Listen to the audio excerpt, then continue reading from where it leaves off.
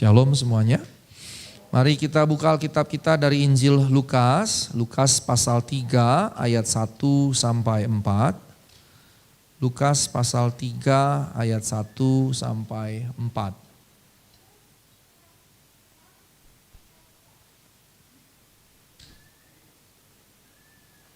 Kita akan baca bergantian, saya ayat yang pertama dan yang ketiga, ibu bapak sekalian ayat yang kedua dan yang keempat. Saya bacakan ayat yang pertama. Dalam tahun ke-15 dari pemerintahan Kaisar Tiberius ketika Pontius Pilatus menjadi wali negeri Yudea dan Herodes raja wilayah Galilea, Filipus saudaranya raja wilayah Iturea dan Trakonitis dan Lisanias raja wilayah Abilene.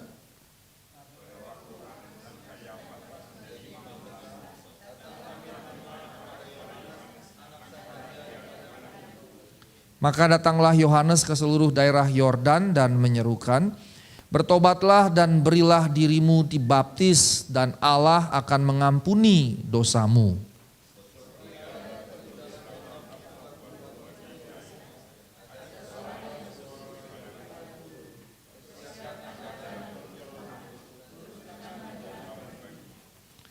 Puji Tuhan, Ibu Bapak yang terkasih dalam Tuhan Yesus Kristus, sebelum Tuhan Yesus tampil untuk memberitakan Injil, Alkitab mencatat bahwa Yohanes Pembaptis tampil terlebih dahulu. Dan di Lukas pasal 3 ayat 4 yang sudah kita baca tadi, seperti ada tertulis dalam kitab nubuat-nubuat Yesaya, ada suara yang berseru-seru di padang gurun, "Persiapkanlah jalan untuk Tuhan, luruskanlah jalan baginya." Dari satu ayat ini kita memahami bahwa menurut Injil Lukas, Yohanes menggenapi nubuat Nabi Yesaya. Yohanes menggenapi nubuat Nabi Yesaya, yaitu dia menjadi seorang nabi yang diutus oleh Allah untuk mempersiapkan jalan bagi Tuhan, untuk meluruskan jalan bagi Tuhan. Nah, Ibu Bapak yang terkasih, ketika Yohanes Pembaptis tampil, dia punya peranan yang unik, yang khusus, yaitu dia menyerukan pertobatan sambil menerapkan baptisan. Baptisan sebetulnya bukan khas Yohanes Pembaptis. Sebelumnya orang-orang non-Yahudi, orang-orang non-Israel ketika mereka mau beralih percaya kepada Yahweh menjadi pengikut agama Yahudi, maka orang-orang non-Yahudi yang menjadi pengikut agama Yahudi pada waktu itu sudah memiliki ritual untuk konversi itu mereka harus dibaptis. Jadi Yohanes Pembaptis bukanlah yang pertama kali menerapkan baptisan ini. Nah, perbedaannya adalah dalam baptisan Yohanes dia berkata, "Bertobatlah, berilah dirimu dibaptis." Dengan kata lain, di sini seruan yang Yohanes Pembaptis sampaikan adalah baptisan yang merupakan tanda, yang merupakan ikrar, yang merupakan simbol dari komitmen seseorang untuk bertobat. Pada satu sisi memang dia simbol, tapi di sisi yang lain dia bukan hanya simbol, tapi dia proklamasi. Proklamasi. Mengapa saya katakan proklamasi? Karena kalau kita perhatikan baptisan yang dilakukan oleh Yohanes Pembaptis bukan di sebuah kolam privat, bukan di private pool. Nah, Ibu Bapak mungkin bertanya, "Pak Sigor, memang zaman saat itu ada private pool?" Ada. Zaman saat itu ada public pool, sudah ada semacam kolam yang disediakan untuk publik, ada juga kolam-kolam privat. Nah, kolam-kolam privat tapi yang punya itu ya sama seperti sekarang adalah orang-orang kaya raya, bangsawan dan tentunya raja.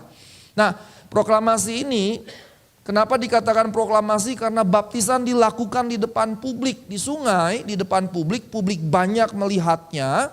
Dan dengan kata lain, orang yang memberi diri dibaptis menyatakan dirinya kepada publik, kepada umum bahwa dia bertobat.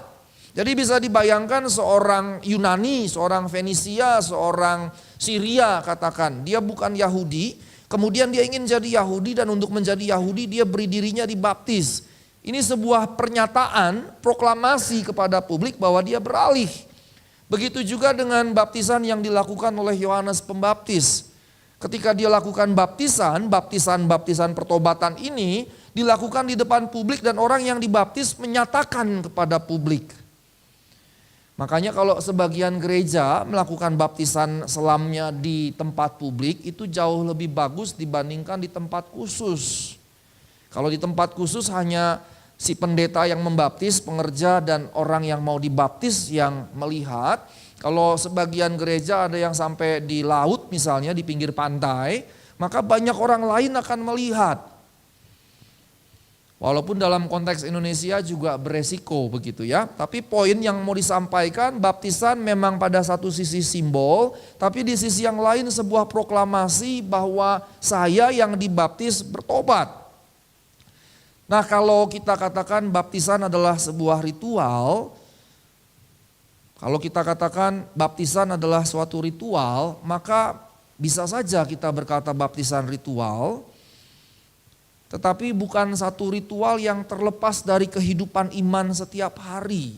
Baptisan justru harus berkaitan dengan kehidupan iman tiap-tiap hari. Baptisan harus merupakan ritual yang terkait dengan kehidupan iman seterusnya.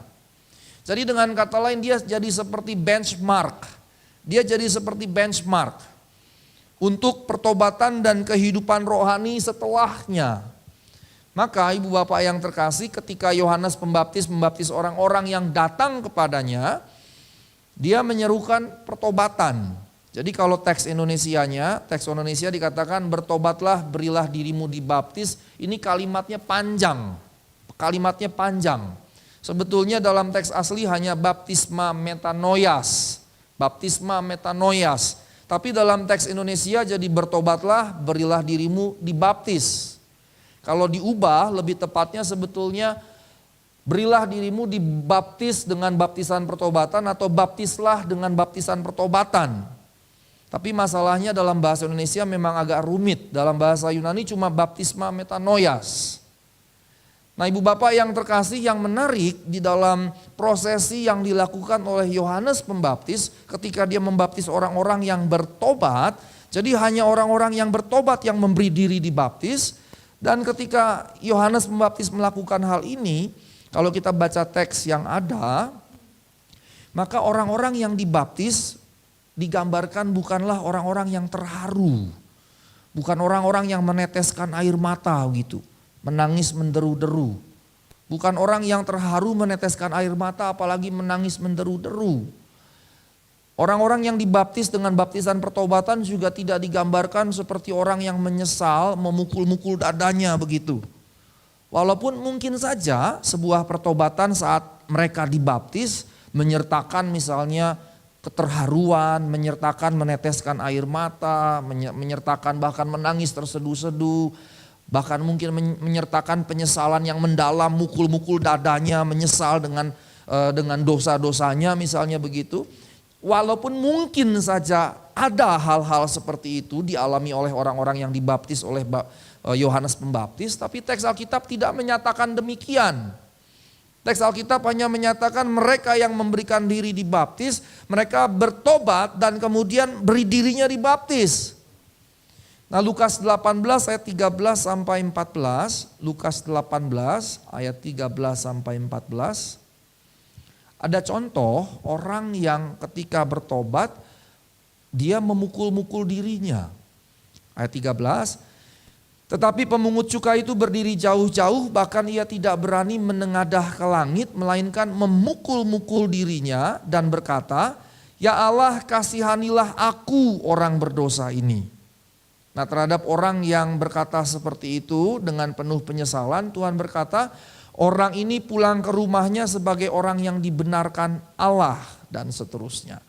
Di Lukas 18 ayat 13, 14 ini ada contoh tentang orang yang memang memukul-mukul dadanya dengan penuh penyesalan. Karena penyesalan dan Yesus berkata orang itu dibenarkan oleh Allah. Yaitu dijadikan benar. Seperti di pengadilan dinyatakan tidak bersalah. Jadi orang ini dinyatakan tidak bersalah oleh Yesus Kristus. Tetapi yang menarik walaupun di Lukas 18 ada gambaran orang yang menyesal dengan memukul-mukul dadanya. Tetapi di dalam kisah Yohanes Pembaptis sama sekali tidak ada kisah yang seperti itu. Walaupun secara historis pada saat itu mungkin saja ada. Tapi teks tidak bercerita, Alkitab tidak bercerita. Tetapi Lukas menegaskan bahwa dalam kisah ini yang terlihat dan ini yang justru penting adalah perubahan nyata secara eksternal yang menaati kebenaran. Kita buka Lukas 3 ayat 8. Lukas 3 ayat 8. Lukas 3 ayat 8 berkata, "Jadi hasilkanlah buah-buah yang sesuai dengan pertobatan. Dan janganlah berpikir dalam hatimu Abraham adalah bapa kami. Karena aku berkata kepadamu Allah dapat menjadikan anak-anak bagi Abraham dari batu-batu ini." Ibu bapak yang terkasih dalam Tuhan Yesus Kristus, ketika Yohanes mengatakan ini, Yohanes hendak menyatakan bahwa pertobatan harus menyertakan perubahan nyata secara eksternal. Yaitu buah-buah pertobatan dalam bahasa Lukas. Harus terlihat buah-buahnya. Apa yang menjadi bagian dari kehidupan kita jikalau kita sudah bertobat, maka harus sesuai. Jadi hasilkanlah buah-buah yang sesuai dengan pertobatan. Ini poin yang pertama dari satu ayat ini. Kita harus menghasilkan buah-buah yang sesuai dengan pertobatan kita. Tidak boleh kontradiktif. Kita mengklaim kita sudah menjadi orang percaya, kita mengklaim kita sudah bertobat, tetapi buah-buah hidupnya tidak menunjukkan, bertentangan dengan pernyataan bahwa dia sudah bertobat. Yang kedua, ketika Yohanes berkata, "Janganlah kamu berpikir Abraham adalah bapa kami." Dia mau menunjukkan bahwa keselamatan sama sekali tidak terkait dengan kebangsaan, dengan keturunan, dengan darah, dengan apapun juga. Tetapi berarti keselamatan hanya berkaitan erat dengan perubahan hidup. Ini yang mau ditekankan oleh Injil Lukas melalui kisah Yohanes ini. Sehingga dengan kata lain tidak ada lagi aspek keturunan, tidak ada lagi aspek ras, tidak ada lagi aspek kebangsaan dan seterusnya. Yohanes hendak berkata bahwa keselamatan keluar dari bangsa Israel kepada segala bangsa. Sehingga tidak lagi berkata Abraham bapa kami. Karena kata Yohanes, Allah dapat menjadikan anak-anak bagi Abraham dari batu-batu ini. Jadi tidak lagi keturunan Abraham secara jasmani, tetapi keturunan Abraham secara imani. Melalui keselamatan, melalui pertobatan. Dan ini terlihat di ayat 10 sampai 14. Kalau kita perhatikan satu persatu, orang banyak bertanya kepadanya, "Jika demikian, apa yang harus kami perbuat?" Jawabnya, "Barang siapa mempunyai 2 helai baju, hendaklah ia membaginya dengan yang tidak punya. Dan barang siapa mempunyai makanan, hendaklah ia berbuat juga demikian. Ada datang juga pemungut-pemungut cukai untuk dibaptis dan mereka bertanya kepadanya, 'Guru, apakah yang harus kami perbuat?' Jangan menagih lebih banyak dari apa yang telah ditentukan bagimu." Dan prajurit-prajurit bertanya juga kepadanya, "Dan kami, apa yang harus kami perbuat?"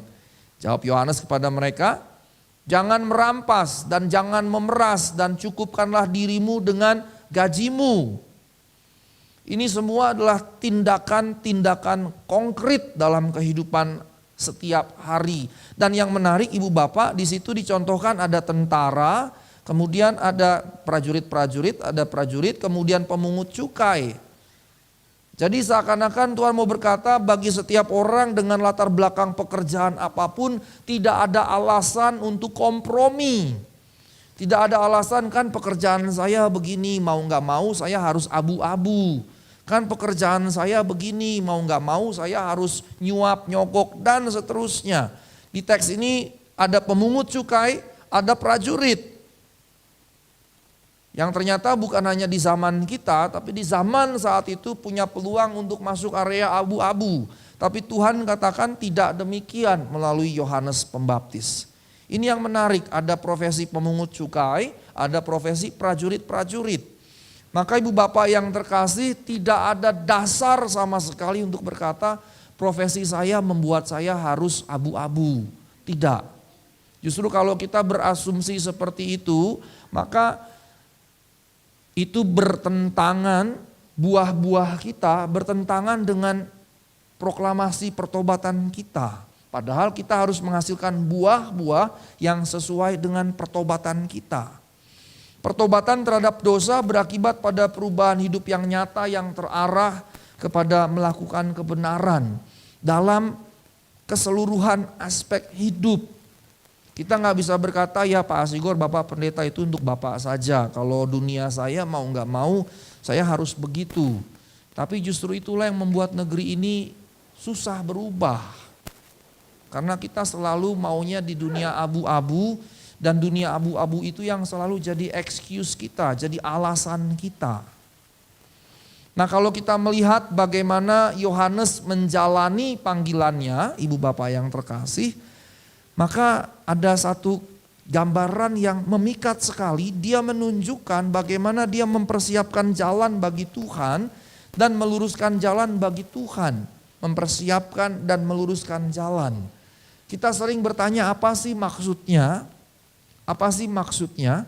Ternyata ada hal-hal yang penting yang dikerjakan Yohanes yang memang betul-betul mempersiapkan jalan, meluruskan jalan bagi Tuhan. Dan hari ini kita akan belajar tentang hal itu. Nah, sebelumnya ketika Yohanes berkata bahwa dia mempersiapkan jalan bagi Tuhan, meluruskan jalan bagi dia, maka ini adalah contohnya misalnya ketika seseorang bertobat, maka dia tidak boleh hanya sekedar berhenti, tidak berbuat jahat, bukan hanya secara pasif tidak lagi melakukan kejahatan. Jadi bukan pasivitas, dia tidak boleh hanya berhenti melakukan kejahatan, sebaliknya dia harus aktif dalam jalan Tuhan. Ketika Yohanes datang, maka Yohanes menunjukkan dia aktif. Dia tidak hanya tidak melakukan kejahatan, tapi dia aktif. Aktif dalam hal menyediakan jalan bagi Tuhan. Nah, sekarang dalam hal apa dia menyediakan jalan bagi Tuhan? Kita buka Yohanes 1, Injil Yohanes. Yohanes 1 ayat 40 sampai 41.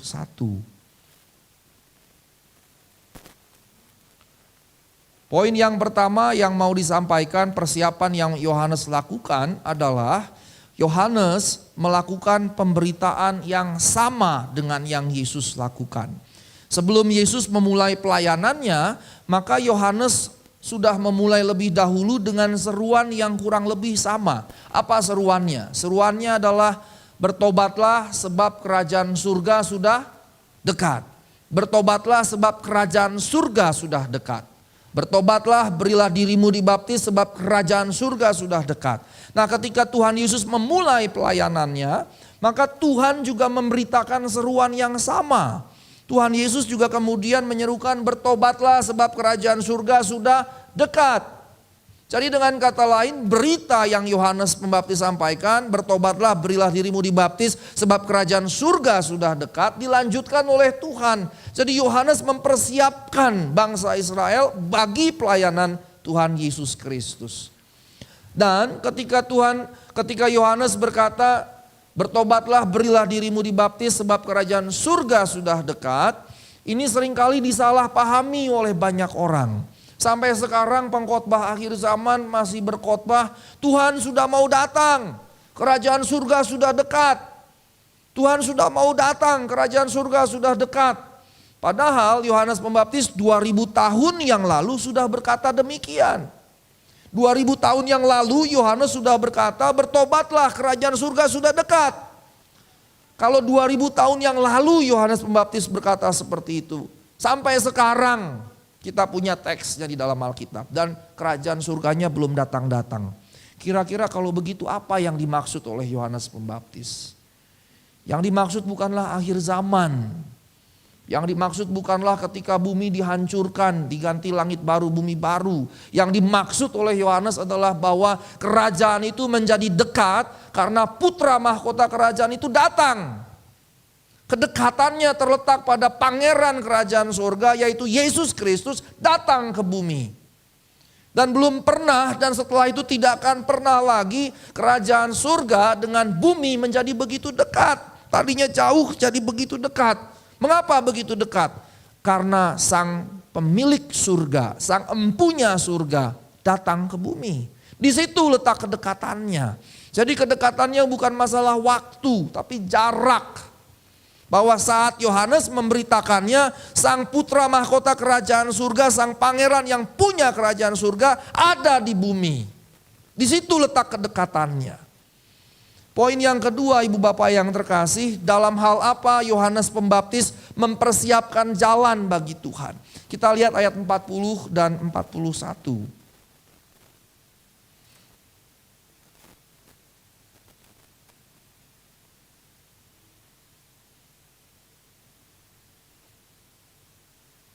Kita mulai dari ayat yang ke-35 saja.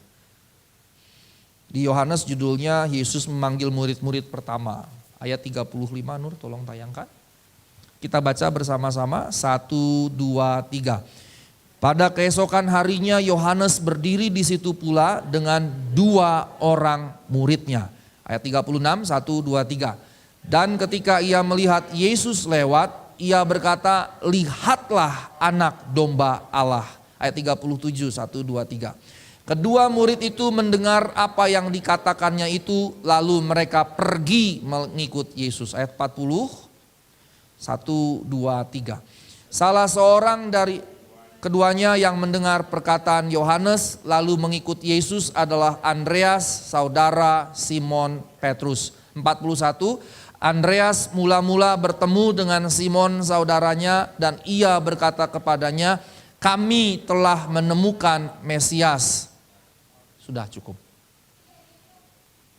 Nah ibu bapak yang terkasih, ayat ini sebetulnya menunjukkan apa? Kalau kita lihat dari ayat 35, maka di ayat 35 Yohanes bersama 2 orang murid.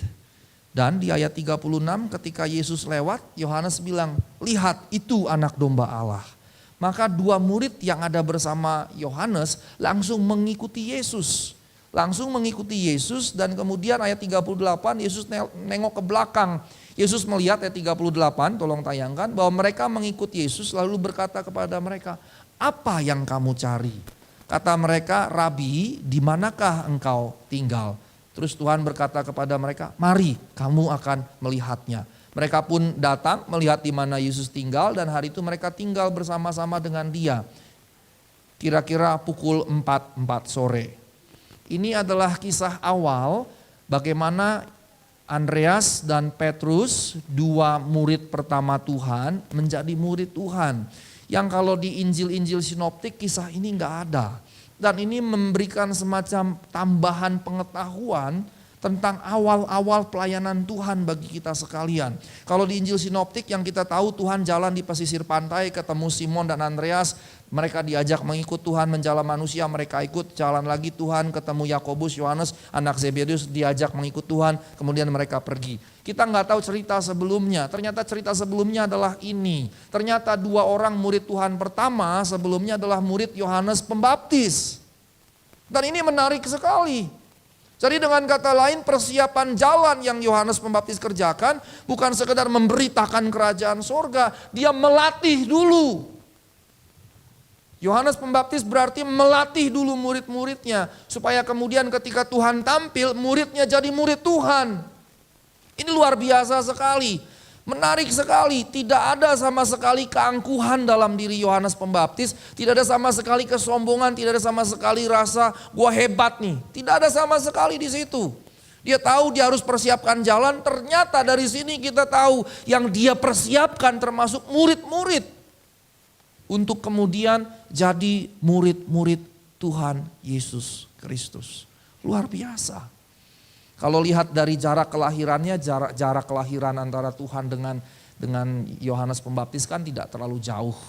Ketika Elisabet mengandung tua, Maria belum mengandung. Ketika Elisabet melahirkan, Maria baru mengandung. Berarti jaraknya paling setahunan begitu. Jadi kalau kita lihat pelayanannya, jeda pelayanannya juga nggak terlalu banyak. Antara setahun sampai 3 tahun bisa dikatakan begitu. Tapi berarti murid-murid ini sudah dilatih terlebih dahulu oleh Yohanes Pembaptis. Ini perkara yang luar biasa yang kita bisa dapatkan dari sini.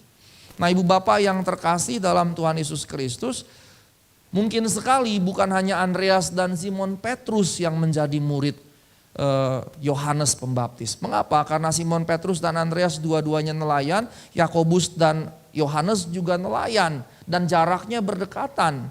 Jadi sangat mungkin mereka adalah nelayan-nelayan yang jadi murid Yohanes Pembaptis yang kemudian diajak mengikut Tuhan karena gurunya sendiri bilang, "Itu anak domba Allah." Saya yakin sekali seandainya Yohanes nggak ngomong, murid-muridnya nggak akan mengikut Tuhan. Seandainya Yohanes Pembaptis nggak ngomong itu anak domba Allah, murid-murid Yohanes tidak akan mengikut Tuhan. Dan ini menarik sekali, luar biasa karakter yang dimiliki oleh Yohanes Pembaptis. Maka ketika dia kemudian berkata biar dia makin besar, aku makin kecil, memang menunjukkan watak Yohanes Pembaptis. Jadi kita tahu Bapak yang terkasih bukan hanya persiapan bagi Tuhan lewat pemberitaan tentang kerajaan surga yang sudah dekat, tapi ternyata murid-murid Yohanes pun dilatih supaya kemudian mereka bisa siap menjadi murid-murid Tuhan Yesus Kristus. Dan ini menjadi wajar karena mereka adalah nelayan-nelayan. Kalau dahulu mungkin kita diajar bahwa ini nelayan-nelayan miskin, tapi dalam penelitian modern menunjukkan mereka bukan dari kelas bawah. Mereka dari kelas menengah minimal. Mengapa? Karena untuk memiliki perahu-perahu hanyalah orang dalam golongan kelas menengah yang mampu memilikinya. Sehingga mereka berasal dari golongan kelas menengah. Pun mereka berasal dari golongan kelas menengah, mereka bukanlah orang-orang yang terdidik di bait Allah. Mereka bukan orang yang terdidik di sinagoge-sinagoge. Mereka tidak terdidik di bawah imam-imam besar atau rabi-rabi lainnya atau ahli-ahli Taurat lainnya. Mereka hanyalah jemaat atau umat biasa. Sehingga mereka perlu terlebih dahulu dilatih sebelum menjadi murid Tuhan. Bisa dibayangkan kalau murni betul-betul dari nelayan yang tidak mengerti sama sekali kitab suci, kemudian bertemu dengan Tuhan, dengan anak Allah itu sendiri, yang dari kecilnya begitu mencintai bait Allah, tiap-tiap tahun baca kitab suci, ke sinagoge, bahkan mendengarkan para rabi, alim ulama memberitakan firman Tuhan, maka akan sulit bagi nelayan-nelayan itu mengikuti Tuhan. Sudah begitu pun Markus 4 ayat 10-13 menunjukkan mereka bingung dengan apa yang Tuhan ajarkan. Apalagi kalau mereka tidak dilatih oleh Yohanes Pembaptis. Nah, ibu bapak yang terkasih, ini menjadi satu perkara yang menarik sekali bagi kita sekalian untuk kita pelajari. Bahwa dia bukan sekedar pasif tidak melakukan kejahatan, tapi terlibat aktif dalam mempersiapkan jalan Tuhan dan betul-betul mempersiapkan jalan bagi Tuhan untuk bisa memberitakan Injil. Sehingga Tuhan tidak mulai dari nol, Tuhan bisa mulai dari tengah. Nah, ketika berita pertobatan Yohanes kemudian dilanjutkan oleh Tuhan, maka Tuhan melanjutkan berita Injil kerajaan surga. Waktu Yohanes katakan kerajaan surga sudah dekat, maka ketika Yesus memberitakan Injil, dialah pemilik kerajaan surga itu. Dialah pemilik kerajaan surga itu. Nah, ibu bapak yang terkasih di dalam Tuhan Yesus Kristus, ketika seseorang bertobat, ketika ibu bapak saya bertobat, maka tidak boleh berhenti di situ. Tidak boleh berhenti di pokoknya saya sudah Kristen, saya sudah bertobat, cukup. Pokoknya saya sudah rajin ke gereja, saya rutin ke gereja. Tidak cukup sampai di situ. Ketika ibu bapak sekalian, kita sekalian bertobat, maka kita harus bergerak selanjutnya. Kita harus bergerak selanjutnya. Seperti yang Yohanes Pembaptis kerjakan. Kita perlu terlibat dalam pelayanan kepada Allah dan sesama. Tidak harus dipersempit di gereja ini, tapi pelayanan dalam segala bentuknya kepada Allah dan kepada sesama. Dan yang menarik ibu bapak, ketika Yohanes Pembaptis dipanggil oleh Allah untuk mempersiapkan jalan bagi Tuhan, maka dia tahu sekali Apa yang dia tahu? Dia bukan aktor utama. Dia tahu sekali dia bukan aktor utama. Dia tahu sekali aktor utamanya adalah Tuhan Yesus sendiri. Maka ketika kita masuk dalam pelayanan pun kita jadi pendeta, pun kita jadi pengkhotbah, pun kita jadi pengkhotbah ternama, pun kita misalnya berkembang jadi gereja yang besar, maka kita bukan aktor utamanya. Saya bukan aktor utamanya. Dan saya tidak boleh pretend, saya tidak boleh menampilkan diri seakan-akan saya jadi aktor utama. Ini bahaya soalnya. Ketika Herodes di Kisah Rasul menyampaikan orasinya, maka rakyatnya berkata, ini perkataan Allah, ini perkataan Allah. Dan kemudian Alkitab mencatat malaikat menampar Herodes dan Herodes mati seketika. Yang saya mau sampaikan dengan mengutip Herodes adalah Herodes gambaran sosok orang yang menuhankan dirinya sendiri dan dituhankan oleh orang-orang lain. Maka kita para pelayan, kita orang-orang percaya, termasuk juga saya yang memberitakan firman Tuhan, saya yang banyak menggunakan mulut dalam pelayanan, kita sekalian tidak boleh mengambil posisi aktor utama itu, apalagi menuhankan diri kita. Atau membuat orang-orang lain menuhankan diri kita. Kalau Herodes ditampar oleh malaikat, sebetulnya hukuman yang sama layak diterima oleh siapapun yang menuhankan dirinya atau yang membuat orang-orang lain menuhankan dia.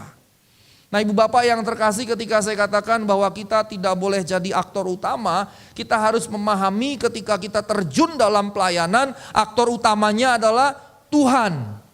Aktor utamanya adalah Tuhan Yesus, bukan yang lain-lain. Seberapapun indahnya kita melayani Tuhan dalam berbagai macam karunia talenta kita sekalian, maka sekali lagi saya ingin mengulang-ulang ini, aktor utamanya adalah Tuhan. Sehingga ketika kita pelayanan, ketika kita menjalani hidup kita melayani Tuhan, kita harus bawa orang-orang kepada Tuhan, bukan kepada diri kita. Bahaya zaman sekarang adalah orang-orang membawa orang-orang lain kepada diri mereka, bukan kepada Tuhan. Nah, ibu bapak yang terkasih, ketika kita terlibat dalam pelayanan kepada Allah, kepada sesama, maka kita harus menyadari kita harus jadi sarana atau alat Allah, di mana melalui kita Allah menyentuh orang-orang lain untuk dapat dijamah oleh Injil Allah. Kita buka Yohanes 4 ayat 37.